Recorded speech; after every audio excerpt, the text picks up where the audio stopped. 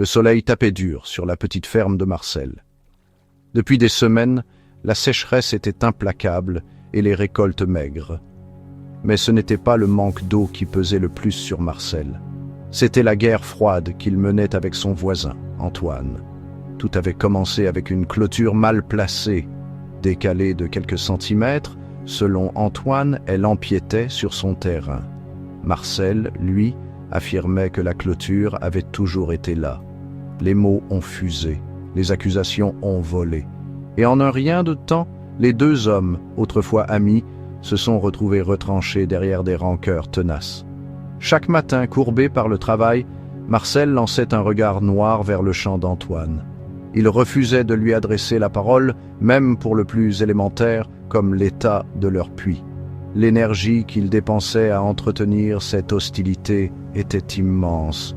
Il dormait à peine, mangeait peu, et son rire, autrefois fréquent, avait disparu.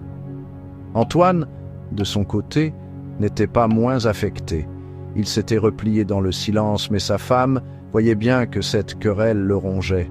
Il n'avait plus d'appétit, s'irritait pour un rien, et la nuit, il se tournait et se retournait dans son lit. Un jour, un violent orage éclata. La foudre frappa un vieil arbre qui s'abattit sur la clôture litigieuse, la détruisant en partie. Marcel et Antoine, chacun de leur côté, accoururent. Ils se retrouvèrent côte à côte, le regard fixé sur le spectacle de l'arbre foudroyé, de la clôture brisée et de la terre brûlée. Un long silence s'installa, puis Antoine, d'une voix rauque, brisa la glace. « On dirait que la nature a réglé notre problème de clôture. » Marcel le regarda, les yeux fatigués. Il vit dans le regard d'Antoine la même lassitude que lui-même ressentait. Oui, c'est le cas. On aurait pu s'éviter tout ça, finalement. Ils se mirent au travail pour déblayer les branches de l'arbre côte à côte. La tâche était rude, mais plus facile à deux. Peu à peu, ils se remirent à parler, d'abord de la pluie, puis de l'état de leur culture, et enfin, timidement, de la fameuse clôture. Ce soir-là, Marcel rentra chez lui, épuisé, mais apaisé.